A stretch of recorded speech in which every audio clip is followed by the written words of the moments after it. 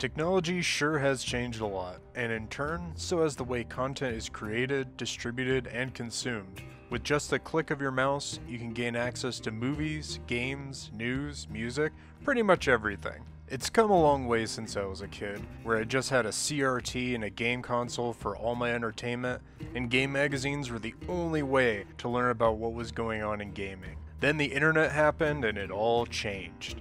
I definitely evolved with the times, and like most people, rock a setup with multiple monitors, playing games on one and enjoying other content on the other. It's pretty crazy to me how you can play one game while watching someone else play another game from across the country, across the world, consuming more than one piece of content at a time. Which leads me to this video.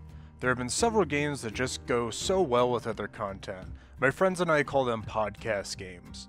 Basically a game that you don't have to 100% focus on, has very little to no story, maybe it's a bit grindy, you could just enjoy while listening to or watching something at the same time. I want to share the games that fit this category for me, that I have a lot of fun with. I do want to point out that this video isn't meant to throw shade on or minimize these games, OSTs, stories, anything like that.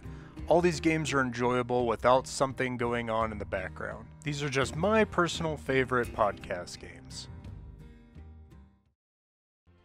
Slay the Spire on PC.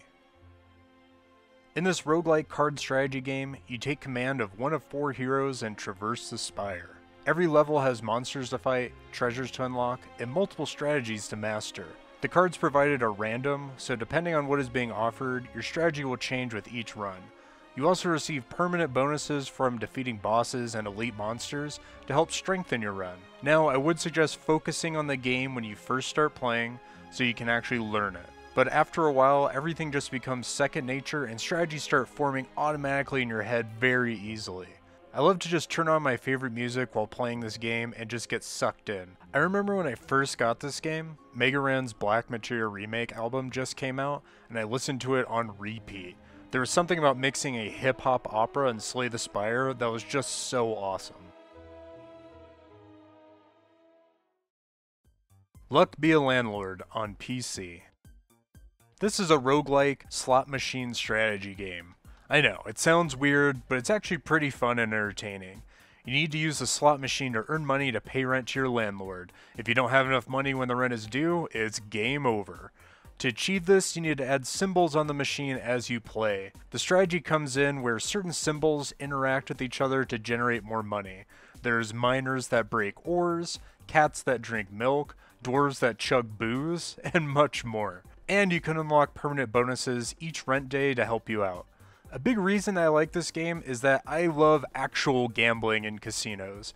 I go to Vegas at least once a year and just rock out on slot machines and video poker with a beer in my hand.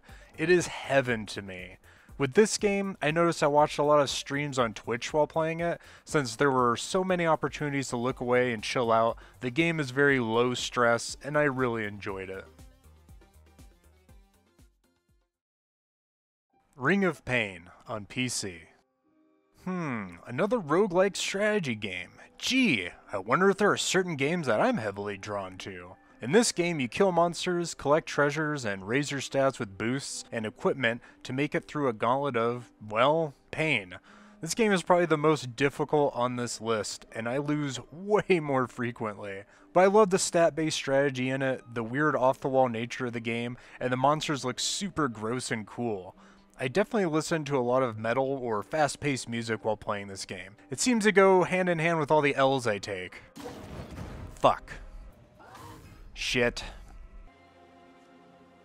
Oops. Damn it. I'm an idiot. Fuck. Whew. If I'm gonna get my shit rocked like this, then I'm gonna listen to tracks that go hard. Hardspace Shipbreaker on PC. This is my favorite game on this list. You're a cutter in space, taking apart big old spaceships to pay off your unbelievably large amount of debt. Each piece of the ship will have a designated section you need to send it to in order to receive payment. Using your cutter, grapple, and demolition bombs, you take apart the ship in 15-minute shifts. There is even a free play mode with no timer and unlimited deaths, so you could just chill out. I like playing the normal career mode, because I like the shifts and trying to squeeze in as much money before they end. I've been playing this game since early access, and I just love it. Dismantling a ship and learning strategies to be more efficient feels so satisfying to me. I do like the ship selections, and they just get bigger as you progress. A lot of them will take multiple shifts to complete. Shipbreaker goes really well with podcasts. For me, I'll throw on Tell 'em Steve Dave or Going in Raw and pretend like I'm working my shift and listening to people on Earth. I really think a game is something special when, as an adult, I can make up my own headcanons and just use my imagination like when I was a kid. There are tons of games that could be a podcast game. It just depends on your preference, and there are plenty that are not. I highly recommend these games on their own, and the added ability to watch or listen to something while playing is a bonus for me and extended the amount of time I put into them. I'm always on the hunt for games like this, and there are plenty more that didn't make this video's list. What games do you enjoy playing as a podcast game? Feel free to share them. Thank you for watching.